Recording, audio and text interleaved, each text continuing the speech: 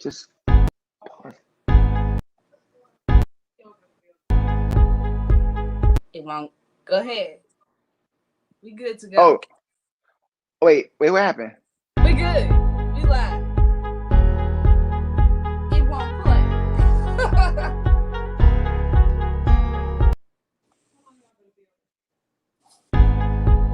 We ready. The We ready? countdown. Yeah, And Papo- we ready.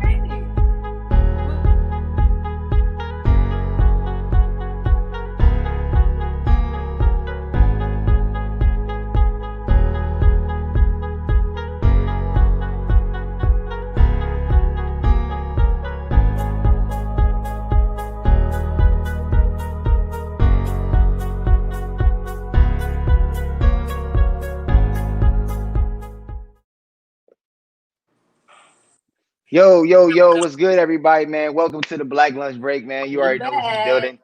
We are back in the building, man. So good to be here. Sorry for missing out yesterday, y'all. How was the show yesterday, first and foremost? How It was it? was wonderful, and we were hungry because he was cooking. He was Hey, cooking but on the air? Yes. Well, he was doing food prep, but he promised us a bottle of his sparkling wine and a meal. I don't know if that was just for us three Well, we got to ladies. make sure, Slide y'all in on that too. Oh yeah. man. I feel like Live show. I just want to say this, right? Right? So, right at the top, because I want to make sure this is clear. You know how, like, they got teams, right? And even the water boy gets a ring, right?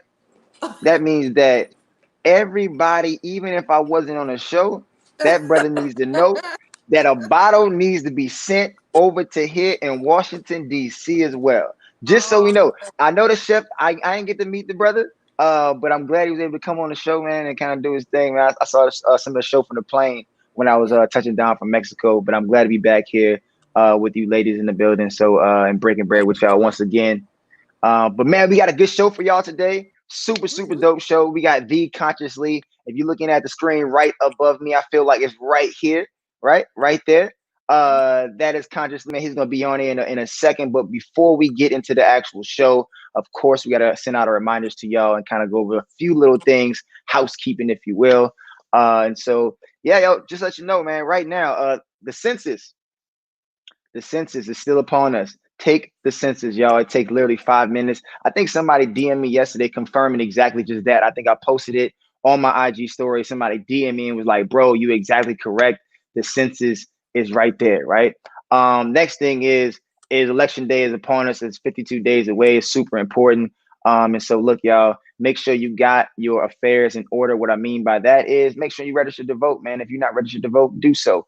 If folks around you are not registered to vote, find a way in which you can get them registered to vote in the most safest manner possible. And with that being said, make sure you got a plan to go vote, right? Understand early ballot voting right now is happening. What will be happening pretty soon. Make sure that if you're in a state that allows that, then guess what? Get your early ballot in. You don't want to get caught up in the lines on election day, but if you have to go vote on election day and you want to stand in line for whatever rhyme or reason, then guess what? Make sure you get out there early, and that way you're not fighting with the lines. Make sure you got a plan on election day. That's November 3rd, Tuesday, November 3rd. Make sure you go vote. A lot is at stake. We got to get that dude that's in the White House, number 45, out and get some folks in who know how to run this country, and so we can get back to going outside, right? Folks ain't got to hopefully at some, kind of get back to some sense of normalcy, whatever that new normal is, because this ain't it, right? This ain't it. Also, too, I want to do a quick shout out, man, to the brother down there in Louisiana running for U.S. Senate against Bill Cassidy. His name is Adrian Perkins, candidate for U.S. Senator, mayor of Shreveport right now. So look, man, whatever y'all can do to get that brother, we got to get Bill Cassidy out. If y'all know anything about Bill Cassidy, he ain't doing a goddamn thing for Louisiana. I don't give a damn if you were again, I always say this, you could be a libertarian, a pescatarian, a vegetarian, or whatever, right? It don't matter what you are. Bill Cassidy has done nothing for you in Louisiana. It's time to put somebody in there that understands what's going on right now. It's a young brother. He's 35 years old, straight out of Shreveport, man. He's also a veteran, right? So he understands exactly what's going on overseas, man. I think he'd be prime, prepped, and ready to go to help lead Louisiana a different direction. With that being said, though, the NFL has returned. Last night, the Super Bowl champions, Kansas City Chiefs, took on the Houston Texans. The Chiefs took that game 34-20. I think a lot of people thought that the Chiefs were going to take that game. So I don't think it's not a surpriser that the Chiefs won. But what was surprising was this video right here on the screen that came out by the entire Dolphins organization. Y'all, listen in. Is it authentic?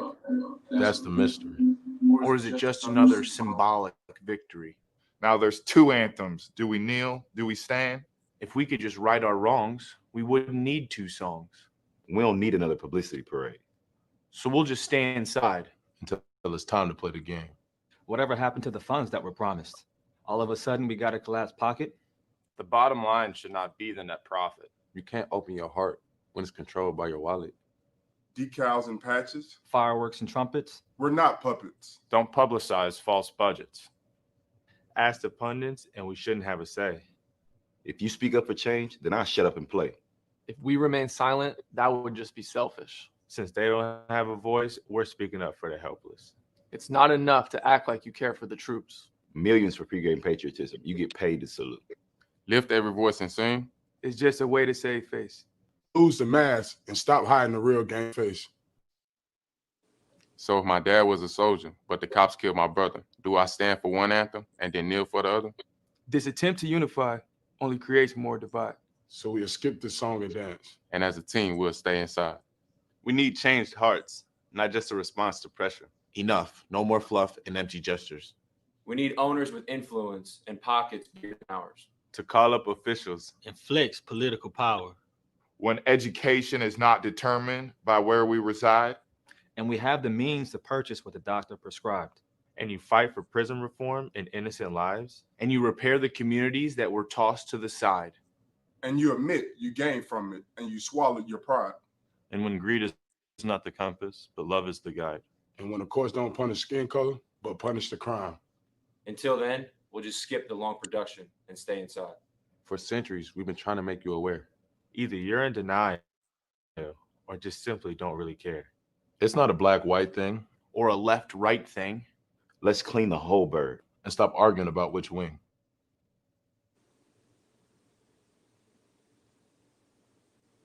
Before the media starts wondering, guessing, they just answered all your questions.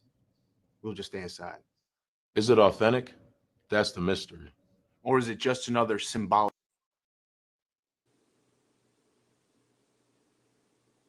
But damn, that's pretty powerful right there. I appreciate them actually taking the stance to just be like, yo, we're not with it. We're not about to play your games. We're not about to perform for you before we finish performing for you in the first place. Because you don't deserve us.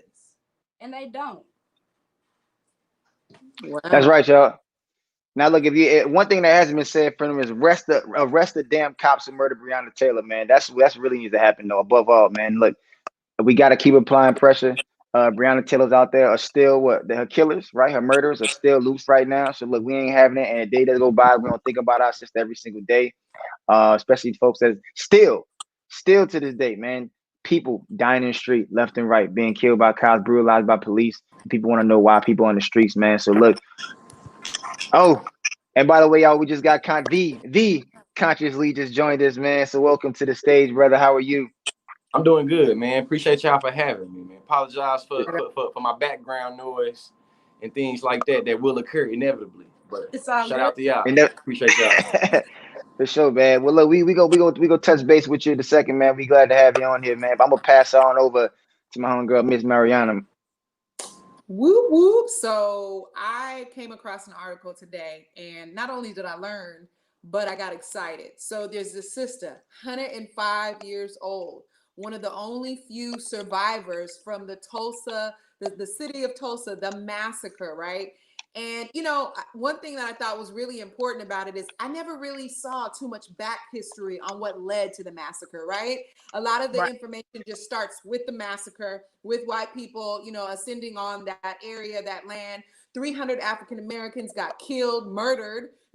I want to make sure to say murder, because when we do things like say kill, it leaves question as to what happened and what the intention was. They were murdered, and 10,000 Black people were displaced. So that was, you know, monumental to me. Those numbers, you know, when you start seeing the figures, it starts to bring things into perspective. But what I thought was really important article on Megaphone Upworthy is that they kind of gave a little bit of back history on what led to these white folks, ascending on this area. And I thought it was very relevant to what's going on with us, because we're talking so much about self-policing, right? Doing our own policing in our community. And according to this article in the write-up, it pretty much says that it sounds like the framework is a Black man made some sort of advances towards a white woman. It got taken out of proportion. The police did step in. Remember, there were sheriffs and people of color. There were a lot of people of color that governed that city, or that town. But what happened is even though the woman decided not to press charges and it pretty much settled, a lot of white folks came into the community and wanted to take over the narrative. Sound familiar, right? Wanted to take over control of the situation. Sounds familiar, right? So again, I think it's really important that we see the parallels through history and through time. And so what happened is then all these armed white men came in. They disarmed the brothers who had their own guns, who had already come to their own conclusion on the situation. And boom, in them disarming the brothers, it got explosive. And that's what led to the actual massacre occurring and all these folks coming into the town. So right now, the woman who is 105 years old, first of all, she's beautiful. I wish she was my grandma. She's so cute. She's so cute. She got the little side ponytail, the beautiful gray hair. She's just gorgeous, right? Right. But her name, let's give her her name and let's call our elders with respect. Her name is Leslie Benningfield Randall, right? And we're so quick to give homage and praise to our ancestors who are passing, but we also have to remember to uplift our elders that are still here. And she's actually fighting the fight on suing the city of Tulsa in multiple areas, right? And so I just thought that it was very important, because sometimes we see this situation put little highlights in little movies, or we hear it in our poetry, but we don't realize that this is not a has-been situation. This is a current situation, and we need to get as connected to this issue as possible, send as much help as possible so that people can get the assistance that they need. So for all y'all that are lawyers, for all y'all that represent communities, find out how you can tap into the situation, bring awareness to it, because we talk about reparations. This isn't reparations. This is a lawsuit. And, Cirillo, you got to chime in on, the law and how this works. And I guess because of the whole statute of limitations, it's been, people have been trying to pursue this for a long time, but they're now connecting it to the current state of being of the citizens in Tulsa right now, saying how that has systematically displaced so many of the offspring. So it's not technically, the statute of limitations or whatever, because people are still living who are suffering from that time in history. So I just wanted to bring that to the forefront. It was on my mind. I think we should all stay plugged into it, because it's the sister is still alive and she's fighting. She is fighting. That's some living legend type of thing. Like, absolutely. How many of us can say, well, a lot of people in Tulsa can say that they have a piece of living legend right there with them. Right. Two of the last living legends of that massacre. How big is that for her to be leading this type of revolution? Because this is a revolution. Let's be real. I mean, yes, we are all for this, but this is a revolution that's being led by a legend that experienced that entire pain. And then she's experienced decades after decades of seeing all this shit that's happening over America. And she's still like, yo, I'm still going to fight for what you just took from me all of these years. That's some powerful queen shit. Right, absolutely. And the thing that's funny for me is I just said the other day, for a lot of people, this Black Lives Matter, the BLM, it's not a Black Lives Matter, it's a Black Lives Moment. And if we can see the parallels in that being a race-based massacre, and then us currently going through a race-based massacre, we shouldn't just carry the flag as if it's just starting with us and affecting us. This is a flag and a torch that's been carried for countless generations. So we really need to, unite this elders movement and align it and make it very active with the movement that we're in now. So that's what was on my head and heart and what I wanted to bring to attention about this sister. Yeah, no, that's real. That's real. It's real. Appreciate that.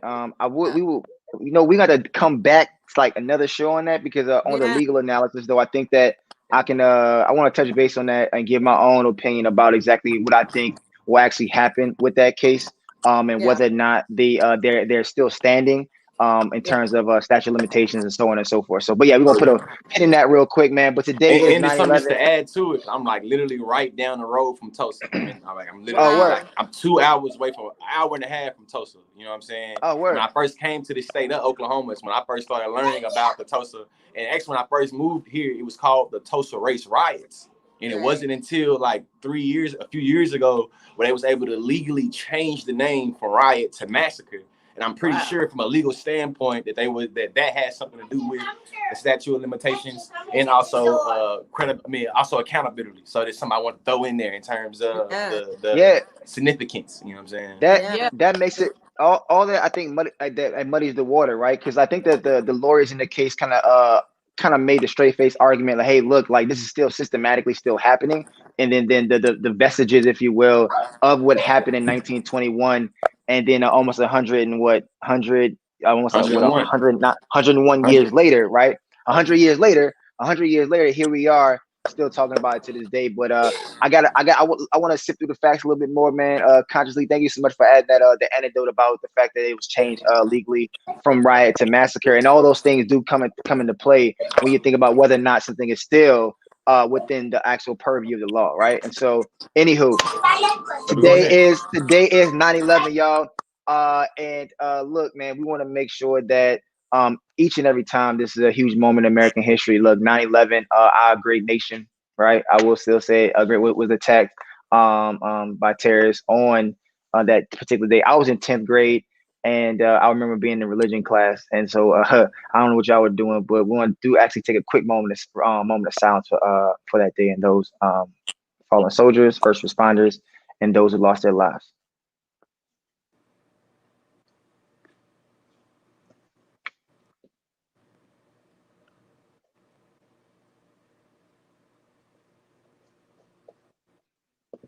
And it's that time again. Thank you guys for that moment of silence. Appreciate you, Rillo.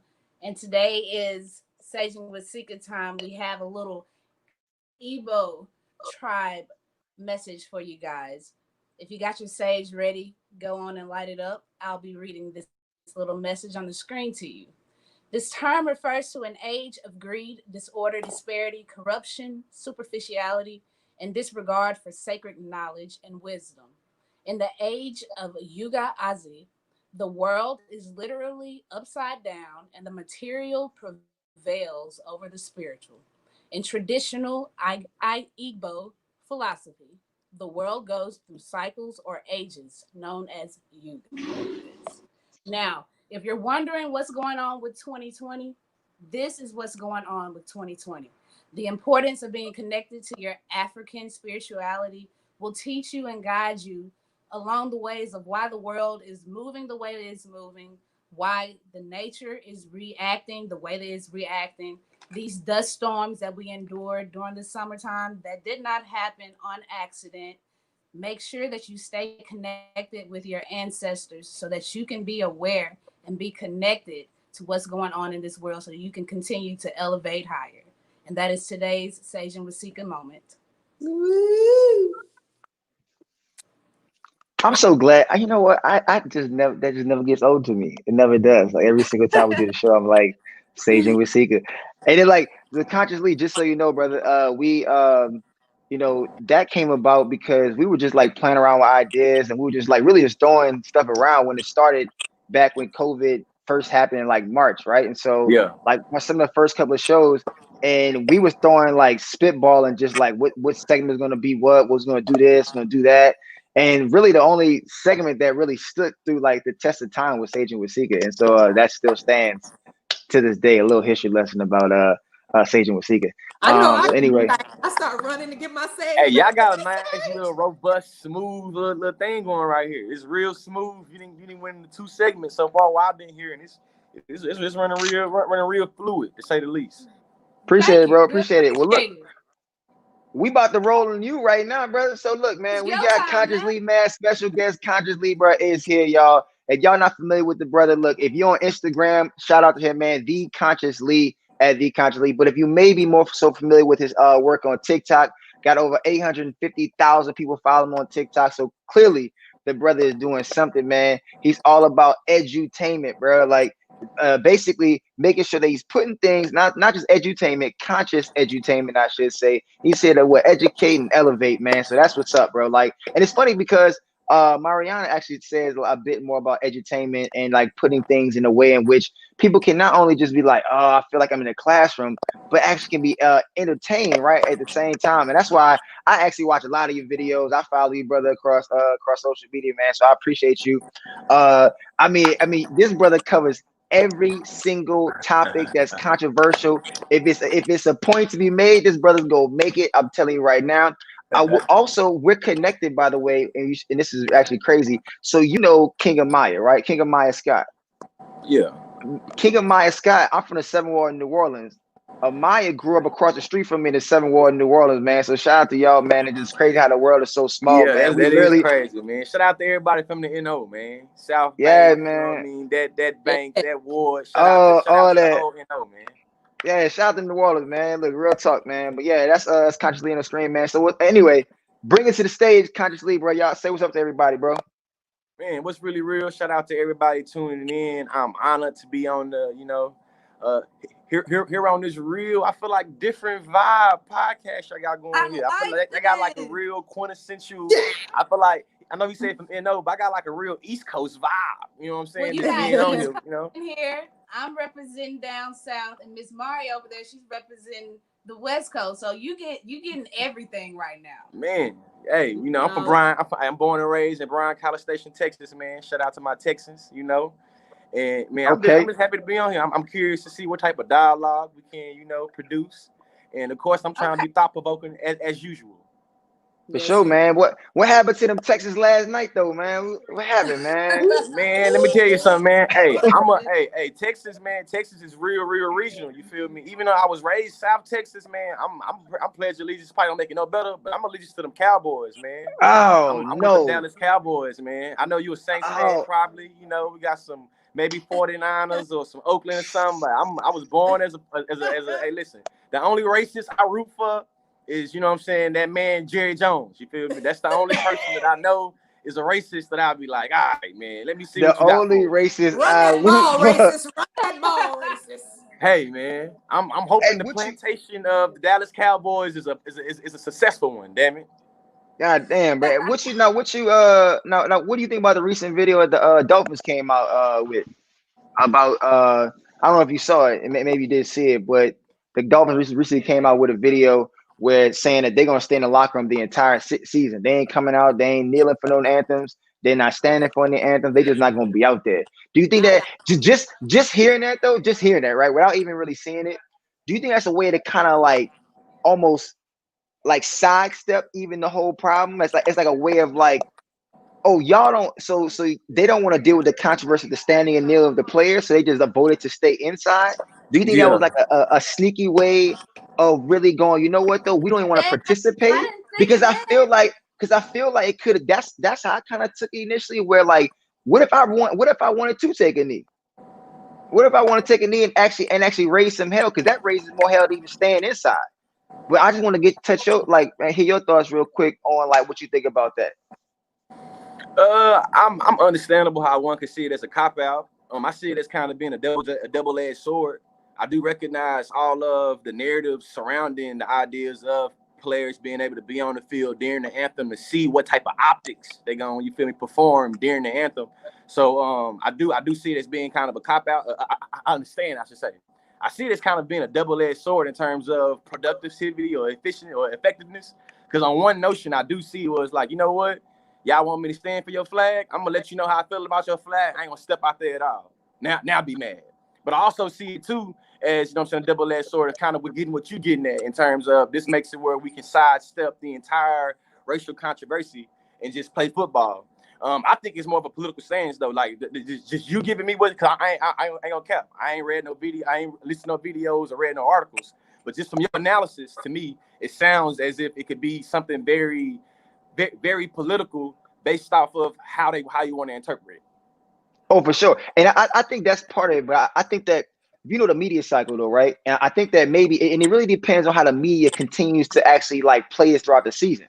I think that if it begins to be, well, every time the Dolphins play, the media brings media attention to it, then it becomes, oh, it ended up being a move. Like, I mean, it's looking like one way. If the media goes, we not on the field, okay, we ain't worry about y'all no more next, right? Then it becomes, well, you're not part of the news cycle, then you're no more relevant. Then now how you gonna keep that going? So then what's the next step? So it's really just like, it's kind of like you don't really know right now because they just played their one card. So now it's like, okay, well then how's the media gonna respond to that one card? Are they gonna give the more media gonna ammunition? eat that up, man. The media's gonna You know what I'm eat that saying? up. So It's gonna drive it just, ratings. I mean, we're talking about it right now. So we are the media. So I mean, like, so it's like at the end of the day, it's like if we keep talking about it, then I guess it's gonna be a good move, right? I think one thing we have to keep in consideration is because, especially everything is high technology, how we're getting our social content, right? And we're very reactionary. We're the most logical of us thinkers. We're extremely reactionary. We're extremely emotional. And that's just it. You can't call a move with the first card. So I think what we can learn from that Black Lives moment a few months ago when we all were getting emails and from Walgreens to Target, how they stand with us, and now it's crickets. I think we got really excited about it because it was partially what we wanted to hear. But as we move forward, we see what the true intention is. So let's let them pull a few more cards, lay a little bit more out. Let's see what hand we're dealing with so we can get ahead on the situation. And then also, too, I think lastly, is that we tend to overcorrect. So I think this whole NFL thing is, we didn't say nothing when Kaepernick was doing this for 2 feet, 4, 5, 20 million years ago, and all of us was quiet, and all of us wanted to run that ball until it started interrupting our paychecks, and now the pandemic is here, we really can't play. So we're gonna correct and do the extreme and find a great poem that's highly political, list all these demands out. And what we need to do is not correct and over respond. We need to make sure we know what really the plays are, if you will, and then stay consistent with that play. Yeah. And I think you get me to the other part of the double-edged sword. The other part of the double-edged sword is I think that we start to get lost in the sauce of symbolism. So we start thinking that these symbolic gestures is going to be able to produce a better material outcome. You know what I'm saying? I don't care how many times you say hashtag Black Lives Matter. I don't care how many corporations say they stand in solidarity with Black lives. My question is, how many leadership positions will you give to Black people? How many checks is you going to sign to Black people? And so I think that that's a double-edged sword. Is that on one notion, I recognize symbolism can mobilize political movements, but on the other notion, I recognize that symbolism can become a substitute for material action, material change. I think that's the double-edged sword that we face when we talk about this symbolic nature of where we at right now. I think this is a great pause real quick for me to plug one quick question to you. When you hear Black with No Chaser, what came to your mind when you heard it? When I heard it, I thought raw, organic, straightforward. Like, you know what I'm saying? In my mind, I'm thinking of the context, the cultural context. If somebody say no chaser, that means it's raw. Well, for me, from where I'm from, you feel me? That means it's raw. So I assume that Black with No Chaser, we talking about some political, social, Black, raw perspective reality that's just straight dialogue. You know what I'm saying? Yeah, that's exactly what we are. You pinned this to the point for real. So give us a little background on how you got the notoriety that you got on TikTok. Like, what was the first video that just exploded? Man, to be honest with you, man, the white man, Gary V, the social entrepreneur, influencer, is the person. I seen a video from him saying that if you think that you have any type of content and this is upcoming app coming out called TikTok, you should just cross post some of your content on there. The first video I posted on TikTok, I was trying to be cool, got my Chief sweat on, had my turtleneck, my locks was freshly done, so I was, trying to feel smooth and cool. My second video though, just being straightforward. My second video though was I did a video about this 10-year-old Black kid that was getting charged with assault in Ohio, and I only had like 70 followers, but that video got like 8,000 views. And when I seen that, I started being like, damn, so this got this type of accessibility on this app, this type of exposure on this app. And then being honest with you, the video, I started debating people. Like, I got a debate background. I'm the assistant director of a debate program. I'm actually a defending champion. I got named top 20 of the decade for this past decade. And I really had an itch of wanting to debate again. You know what I mean? Yeah. I've been out of debate. I got tired of wanting to debate my students or debate their opponents because I can't do that. I'm a coach. I can't do that. So I started kicking ass on TikTok. You ready? Yeah, that's pretty much what happened. I started kicking ass on TikTok. I think I must have debated some random white dude from Idaho about how affirmative action, in fact, was not racist, but really gave privilege to white women. And I think that video kind of went off a little bit, and the rest is history. Yeah, man. Yeah. So how long have you been in like the classroom? Because I'm pretty sure your influence in the classroom somewhat changed once TikTok went booming, right? Yeah, a little bit, definitely. I've been in the classroom for about 3-4 years, like proper in the classroom. I didn't get on TikTok until last July. So I'm really just a year into having this platform that I have now. And then being honest, really the last 6 months, the last 6 to 9 months is when it really just took off to being what it is now. So I feel like how it changed it now is it made it where a lot of the ways that I police myself in expression in terms of respectability politics, it kind of get exposed and acknowledged when my students see consciously talking that shit like he do on social media, and then get me in the classroom and I'm a little bit more polished. Of course, I'm still speaking my Ebonics and slang or whatever, right. But it kind of comes to the forefront. So for me, teaching people how I teach, to me it's dope to show young kids from the hood that they don't have to act like, you know what I'm saying, they the most affluent, middle class, Wayne Brady type, you know what I'm saying? They can be as, you know, as organic. And it's no disrespect to none of my middle class black people that speak proper. There's no disrespect to you at all. I'm just saying the space for us niggas that enjoy and is proud of being niggas, and they want to talk like a nigga, they want to represent stuff for a nigga. And you hear my daughter right now is interrupting a nigga right now. You know what I'm saying? She was saying, Daddy, I hear what you're saying. Yes, I hear you, Daddy. Yeah, go get on Baby Shark. Yeah, but that's really what it is. That really TikTok, they showed me how to be myself. Like my daughter that was talking, she 5 years old. I started taking social media serious literally a week after she was born. It's still available on YouTube. I was calling this stuff called street academics. I was being like a robot. I wasn't being myself really. I wasn't really just giving what I wasn't being me. TikTok showed me how to be me. And now in the classroom, I'm more comfortable with kind of, you know, showing my personality and making the points that I want to make, regardless of standards and this, that, and the other. Because I'm justified. How has that changed the like the way in which like your students, especially like other black males, right? You know what I mean? Because a lot of times though, I had one black teacher. I think all of us can probably one black male teacher, I should say, one black. That's it. I think it was my 5th grade teacher, Mr. Crump. That's all I had, right? And Mr. Crump was old. He probably fell in line with the respectability politics, right? He was very soft-spoken. He was chill, reserved, like, you know what I'm saying? And I don't know how he was outside. There was no TikTok. I couldn't glean more insight into my elementary school 5th grade teacher, right? But how have you seen that show up in the classroom where they feel more confident in the way they're showing up? Like, do students want to speak up more now and become more engaged? What does that look like? Well, this year gonna be different because it's my first year teaching high school. So I'm curious to see how my 9th and 10th grade high school students at this alternative school is gonna take to their teacher talking the way I talk and doing what I do and doing how I do. Now, to answer your question specifically for the college students, I've been teaching a diversity and inclusion course here at the University of Oklahoma where I'm teaching it, right? And usually my students will I feel like be a little bit more inclined to give me the real them because they didn't see the real me one way or another. You know what I'm saying? So I find that it helps the dialogue and conversation be a little bit better because then they might see, hey, Mr. Lee or Professor Lee, I saw this video of you talking about how trans black women are murdered, this, that, and the other. And then now our conversation a little bit better because then now I get to frame the conversation better. You feel me? Right. They seen that 60-second video. Now they gotta, you know what I'm saying? Now we got a train track to kind of have a conversation on, and it's not gonna be everywhere. You know what I'm saying? Right.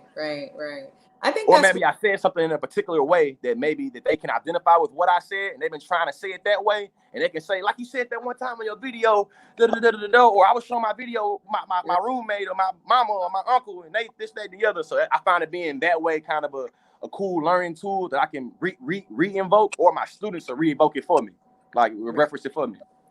Right. Yeah, that's dope. That's what's up. The cool part about being able to reference your own, you know. I think a lot of the time when we go into education, we're shifting more into pedagogy, where there's a constant exchange from the educator who is learning and the student is learning.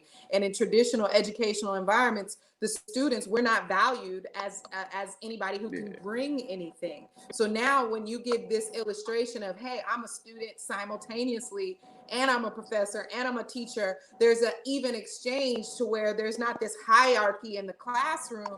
Now it's like we can learn and teach from each other, which makes it all inclusive. And that's important. They need to know that you look just like my cousin that I just saw last week at the barbecue, and we over here debating about politics and economics. Like, today we had a parent teacher conference, and I realized from doing the virtual stuff, some of the parents just heard my voice, but I can tell some of them today was dying to put a face to the voice. Like, man, I didn't heard you. Let me see what's going on. And it just made me think about one of the parents was like, oh man, you remind me of, you know what I'm saying? And it made me feel good because it showed me, because at first I was caught up because they student ain't showed up to class. You feel me? We 2 weeks in class, your student ain't showed up, where they ass been at, you know what I'm saying? But the response was like, man, you remind me of somebody. And then they put their student on the phone, and it made me feel cool. Like I feel like there was a humanizing aspect to it. You know what I'm saying? And I'm teaching them where I'm like, hey, we in an alternative school. I recognize that the world and told y'all that y'all exposable and disposable. When y'all come in my period, when I come in my classroom, the standards gonna be up a little bit, but I think for us to have a real educational relationship, y'all gotta know who I am, and I gotta know who y'all are. So I've been right now is literally focused on the first 2 weeks of school, just knowing who they is, just figuring out what their interest is and where they come from and all that. And then I feel like, next week, the week after that, we can start talking about onomatopoeias and prose and themes and whatever the hell Oklahoma tell me I got to teach them. But it's almost like you mentor them. That's what I'm. My principal seeing all my videos. That's the reason why I feel comfortable in talking to y'all. How I'm talking to y'all. We're talking about my job. So shit, they know what they're getting right. but something that I recognize that my principal know that I'm gonna be giving them. You know what I'm saying? I'm trying to get them game. Like really, in my mind, I'm an English teacher, but I'm really on some like virtual platform language arts. Like forget the English language, whatever, but the art of language and being able to use virtual platforms to do something. You know what I'm saying? That's what I'm trying to teach my students now. The prison pipeline is real. And if they keep on doing what they doing right now, they got a spot for their ass right up there in Oklahoma City County. Right. And they ain't got no problem. Like that, but I'm gonna tell them though. They ain't got no problem taking them either, boy. They gonna take them like, hey, we appreciate you. You know what I mean? Like every single time. You got a spot all day. As a matter of fact, they will make somebody leave and find a spot for you. Like, hold on, I think this person here made. We're gonna just bring you on here, brother. Like, most definitely. So, and most of my students is black and brown students. So it's just that it's just really I get to identify with my students. A lot of my homeboys and homegirls, and I'm gonna say gender non-conforming, but I'm from Bryan, Texas, and I feel like, you know what I'm saying, we don't know, but I like to be inclusive in my language. So I feel like a lot of people I grew up with that was in 3rd grade, 4th grade, 5th grade, they got locked up, they got in trouble, they got sent to INSAC, in school suspension or whatever. They you feel me? They still locked up right now, waiting on commissary and mail and letters and shit. So I recognize that, you know, it's really I really identify with my students. Like I see my little cousins and some of them in there, and I just know for me, somebody in the classroom told me I was brilliant. Somebody in the classroom told me I was amazing. Somebody in the classroom unlocked the skills that I got. So I'm just trying to be that person for my students. Right. We got a good question for you. CJ is asking, how do you feel about them framing it, labeling it alternative school? It seems like you have found a way to make them feel empowered there. These young people seem to have a good champion on their side in you. Would you ever consider giving them some opportunities in that content creation space? Oh yeah. To answer the bottom part of the question, right now I asked my students to give me a 300-word essay, and you know, with it being an alternative school, a lot of my colleagues was like, those kids is not gonna write a sentence, and they, you know what I'm saying. And it showed me though, I'm not a fool. I know that when society tell me I'm a thug, society tell me I got baby mamas, and it don't matter how schoolboy I am, it don't matter how faithful I am. If the society tell me I'm trifling enough, I might start believing it a little bit, or I start negotiating. Like, damn, maybe I am trifling. So with my students being in alternative school, I recognize that the world has probably told them they dumb, they stupid, and I shouldn't expect much from you.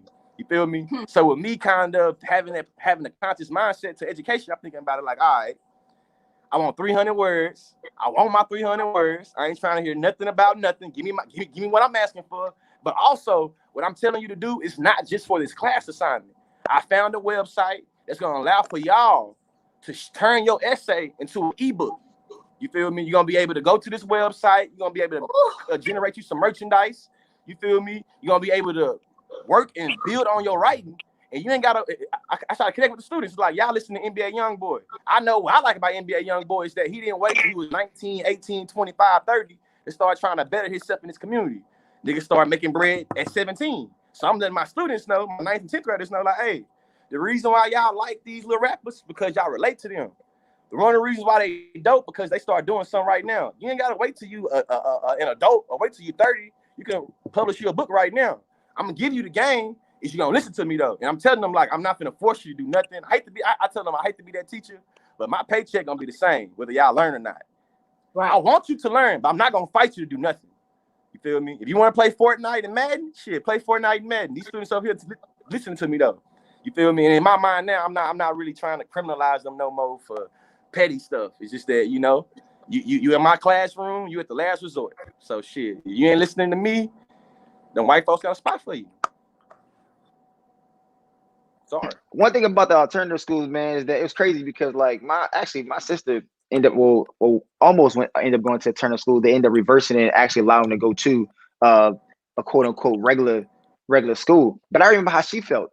Like she felt like she was like, it's almost like this stigma. Like as soon as she got this alternative school, like stigma, even like marginally attached to it, I could see how she started to become more depressed. I could see how, like, you know what I'm saying, like the way she felt about that alternative word or that word alternative being in front of school. You're not just in high school anymore, right? You in this like other thing, like this whatever this is, right? And man, I don't know what we need to do, man, to kind of erase that type of language and kind of what we can do to kind of put together a school system that doesn't indoctrinate people into inferiority complex, though, because I feel like that's what's happening, you know what I'm saying, in so many ways.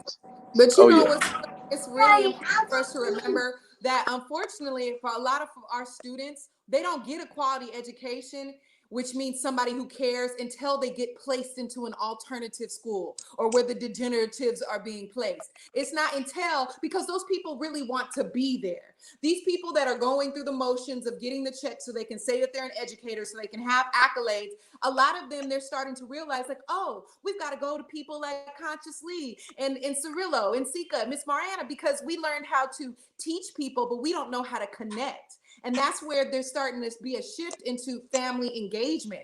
Family engagement is the module that everybody has the role, an African proverb, it takes a village. So it takes for a kid to get kicked out of traditional school to go to an alternative school to actually meet that first consciously or that educator that actually cares and says, I'm going to be here regardless of what grade you get.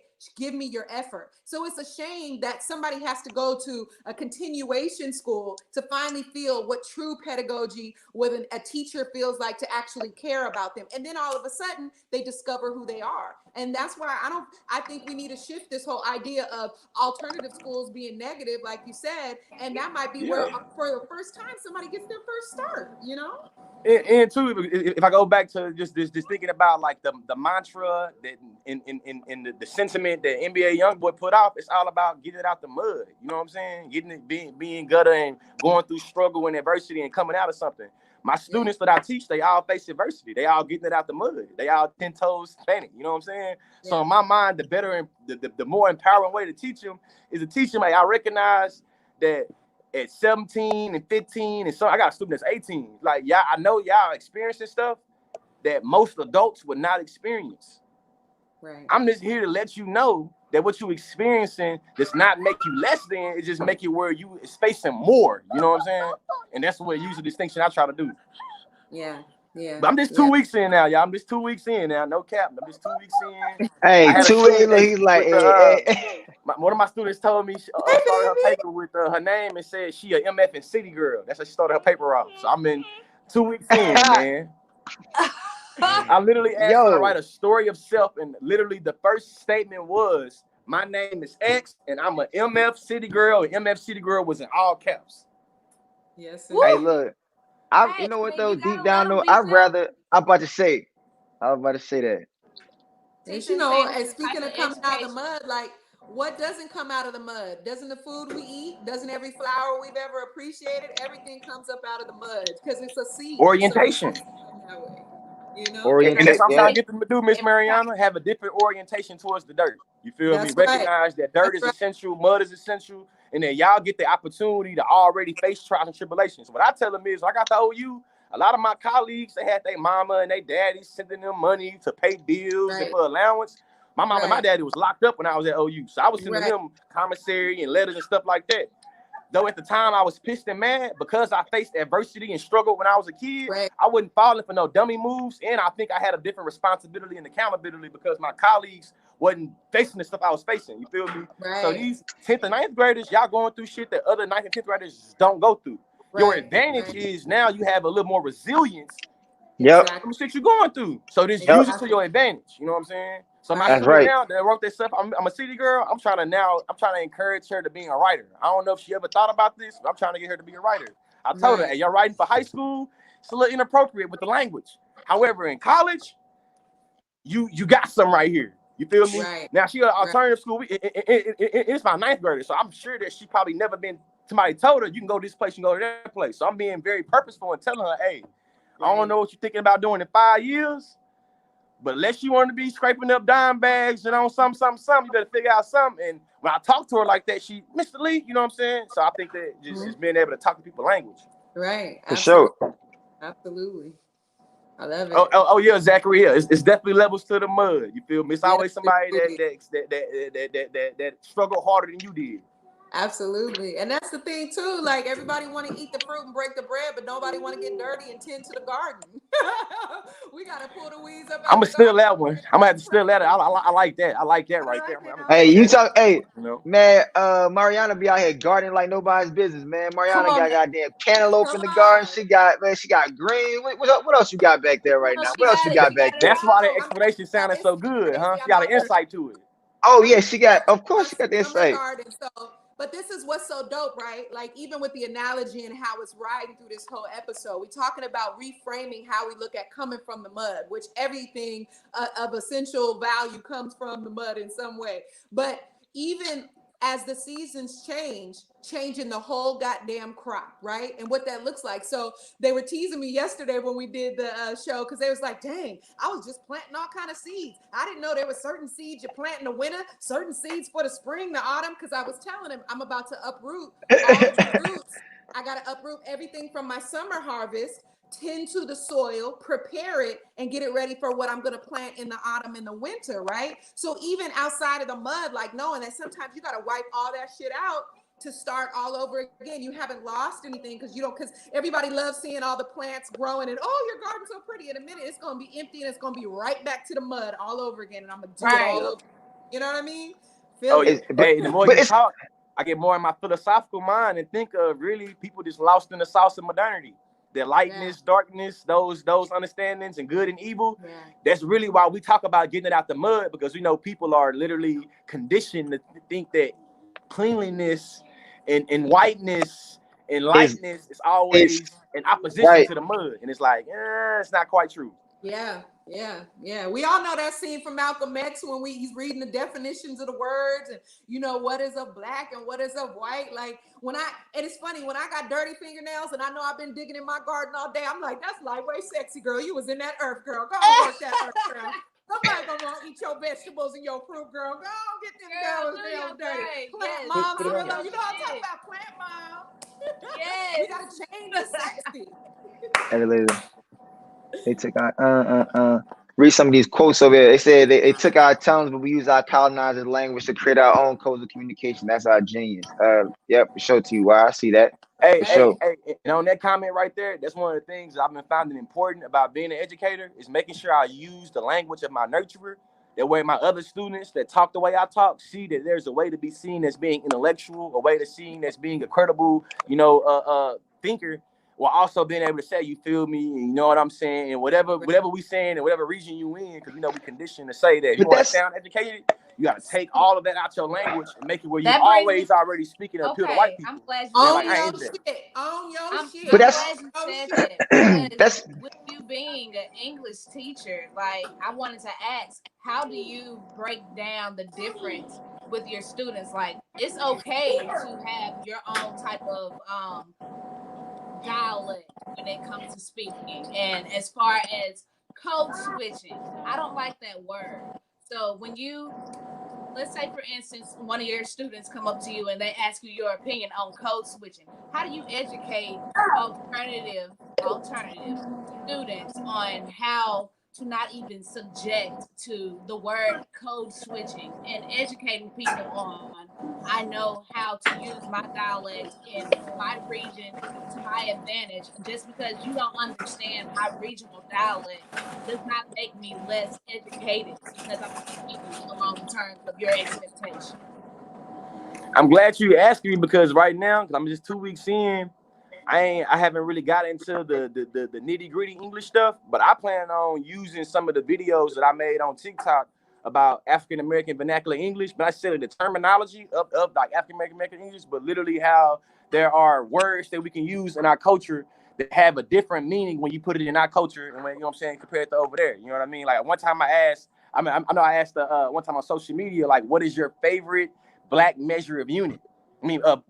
Black unit of measure. And it's like, man, everybody and their mama. That's like, you know, the room capacity is half to full. You feel me? Person say, hey, man, I ain't seen you in a hot minute. That could mean I ain't seen you in a week. I ain't seen you in a year. I ain't seen you in it. So really trying to give credibility and meaning to different ways of communication. Because think about it, my students is black and brown. So all of my students is gonna come from a I guess alternative standard language where they speak in Spanish and English. You feel me? They're not speaking the Queen's English. They're not speaking the Queen's Spanish. It's Spanglish. Whatever they speaking though, I know for a fact they're not speaking it. You know what I'm saying? So I'm just trying to I feel like get into the credibility and legitimacy of doing it, and then I think that I get the advantage of using my platform to also give credibility to the way that I speak. When I open my mouth and I go talk to people in Washington or New York, I'm gonna be country, I'm gonna be slanging, I'm gonna be articulate though. So you feel me? My bag is the same way in Washington. I send the invoice, I want my money. You feel me? I'm gonna say you feel me. I'm gonna say you know what I'm saying, but I want my money. You feel me? I want the intellectual labor, the emotional labor I'm giving you. I want that. You feel me? So for me, I think I get to use the advantage of my almost a million or my million social media followers that is saying that I'm still seen as legitimate, credible, intellectual, and I speak like I'm from the hood. I'm from the hood, and I feel like that's important. Shout out to my mama over here chiming in with the long quote, man. That lady crazy. Shout out to Mom. She's funny. For her baby. Her baby. Hey man, I kill right now for a mean plate of like jambalaya or gumbo or something, man. Hey, look, you come down to New Orleans though. Everybody know Mama Vicky, boy. Mama Vicky gonna throw down every time, boy. Every time, for real. Like, I ain't gonna lie though. I love when people come to my crib, cause she gonna cook, but she not gonna she ain't gonna level up. But when if I say, yo, I got such coming in town, she gonna be like, oh yeah. She gonna just lay it out. I'll be like, so that's why I hope to God when finally we can finally get some more normalcy around COVID, right, bro? Consciously, of course, man, you always invited. Of course, man, the whole Black Lunch Break crew and BWNC is of course invited. And by the way, real quick, y'all, right now we got special guest D Consciously in the building, man, all the way out from Oklahoma, man. Join us today. The brother has 850,000 plus followers on TikTok, almost another 80,000 on IG, and he just getting started. He just got started on IG. And so look, make sure y'all follow the brother across all social media platforms. And also too, though, make sure you sharing this right now, commenting with us, liking it, loving it, everything. Make sure you follow the Black Lunch Break across all social media platforms, and Black with No Chaser, Black with No Chaser ME, Black with No Chaser Sports Fan, whatever we on it, we got you. Anyway, back into the scheduled program. What's happening? Yeah. Hey, YouTube, if you're interested, people that's interested, I also have a podcast called The Chop Up Show. And you know what I mean? We only go once a week. And too, I'm learning from over here, you know what I'm saying? No chaser. Y'all got some smooth over here. Yeah, I appreciate it, dog. I'm taking notes, man. This right here though, man, just so you know, this is our hey pretty girl. Hey. But this is our 53rd show. But the actual, I think, third show of this second season, man. So we've gone through a lot of shows that it ain't always been smooth sailing. They'll be cursing me out in another thread. Cirillo, shut up. Then it'll be look, trust me. It ain't always been. Bring It ain't. ourselves. It ain't always been smooth sailing. Man, y'all got the juice, man. Y'all got the juice. As a matter of fact, I'm looking forward to sharing some of this content on my IG and TikTok. I have a question for you in terms of being an edutainer, right? That's a big word for me, taking education and bringing our art and merging it together, because a lot of when I'm working with students, a lot of the teachers are like, oh my God, you connect so well. It's just natural for you. And I'm just like, yeah, because you was dry as it is. So for a lot of these educators, right, who don't want to admit they was dry before COVID and before social distancing, right? They're having to come to terms with you was hella dry before in the classroom. Now they got to come to terms with the fact that you're 3 times as dry through the screen. You and I and all of us have no problem bringing the animation. What we talked a lot about students, right, and their process and the importance of how they're going to learn. But what would you say to other educators that aren't edutainers, that don't have the gift of gab, that aren't as colorful and bright as we are on the screen? What would you say to those educators that truly have a heart for wanting to connect with their students, but they just struggling? What would you give to them and offer them to help them get a little bit more in alignment with the speed and the rate they got to do to keep their students' attention? Man, I just go to some simple public speaking fundamentals. Textbook 101 public speaking. You gotta know your audience. If you can't connect to your audience, there's no way for you to illustrate that you know your audience. Facts. So I think you have to connect to your audience, and you have to illustrate to your audience that you're trying to connect with them. Absolutely. And I think that, like, even though I'm 29, some of these students see me as being corny and shit. I recognize that. You know what I'm saying? But they value usually my attempts to connect with them. Yeah. I went to this I go talk to a lot of students before COVID, man, in DC where I live at now. But everywhere I lived, I always felt like it was part of like my job as somebody always go back, man, and speak to young folk, man. That's just part of like who I am. But I remember I was in front of this one class, dog.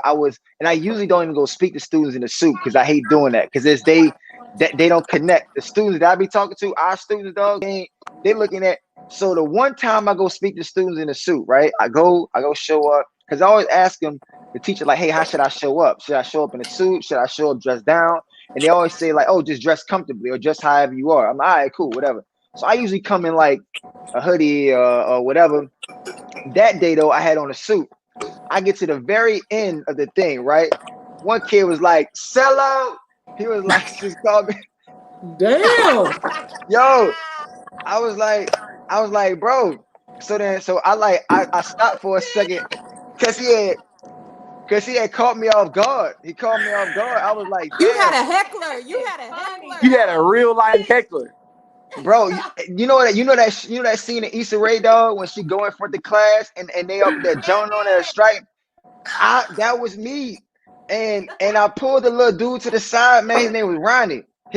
From Southeast DC. You remember that baby name. Definitely remember him. Oh, I started mentoring him. I said, no, Ronnie, bro, I need to holler at you. And then I helped Ronnie actually start up his business. So it went from Ronnie coming at me to be like, oh, so the toughest kid in the class making all the jokes. I said, I'm about to mentor you. And I brought him in here, man. I actually mentored that kid for like 2 years out here in DC, and he's actually doing well now, bro. He's like come from a very troubled past, man. I got to learn a lot about that kid. But no, it was just funny though, man. I'm trying to make the point about knowing your audience, and bro, like it goes from the aesthetics to the words you're using, man. Everything. If you showing up like somebody that's beyond them, they're gonna treat you like somebody that's beyond them. But if you come in there and meet them on a level, and as a Mason, we always say, all right, can I get an old school R&B gig before you leave? I'll try to do a little something, man. Yo, oh my goodness, dog. Yo, crazy. But anyway, man, we got 2 more minutes left, man. Asik, you got anything left? Miss Mariana, you got anything left before we go? Man, I don't have anything left. I just enjoyed this conversation thoroughly.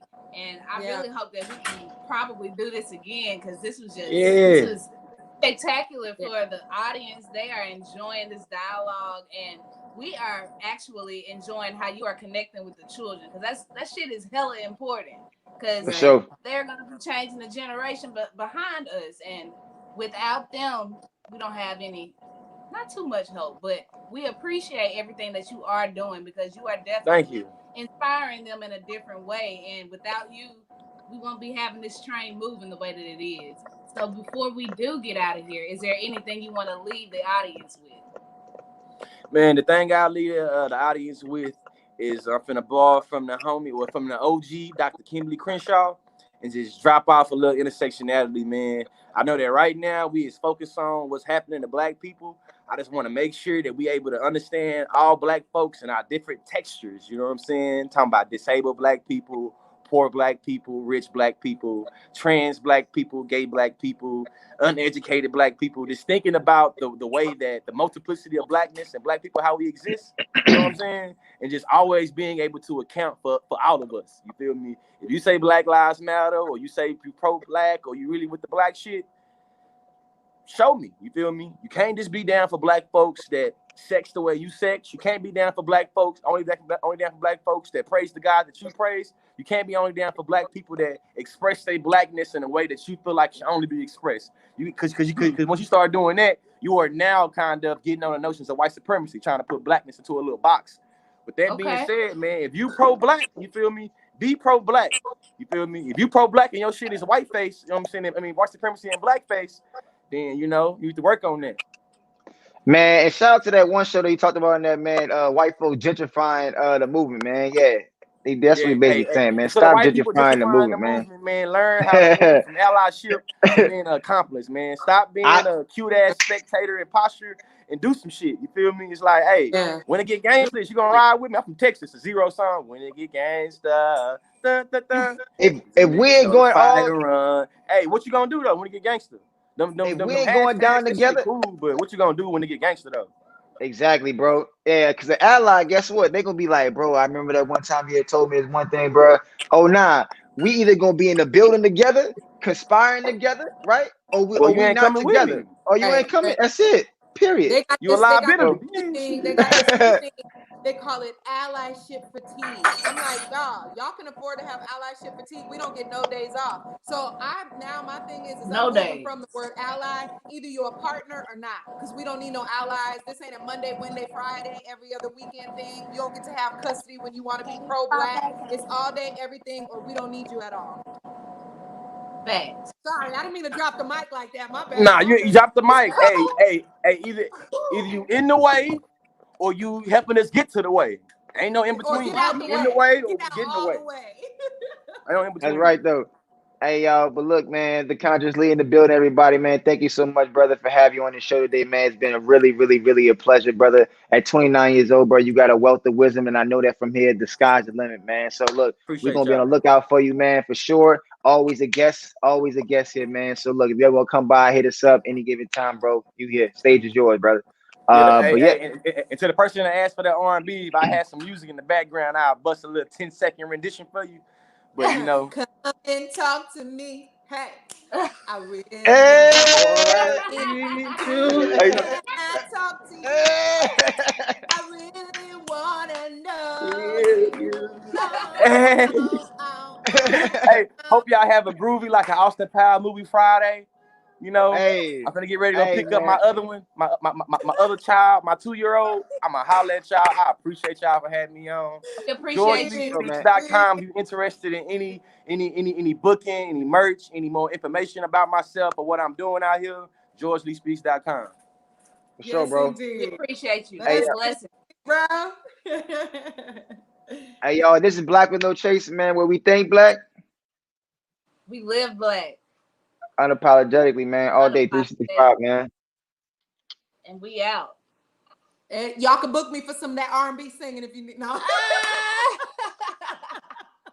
Don't quit your day job. Did she go? Did she left?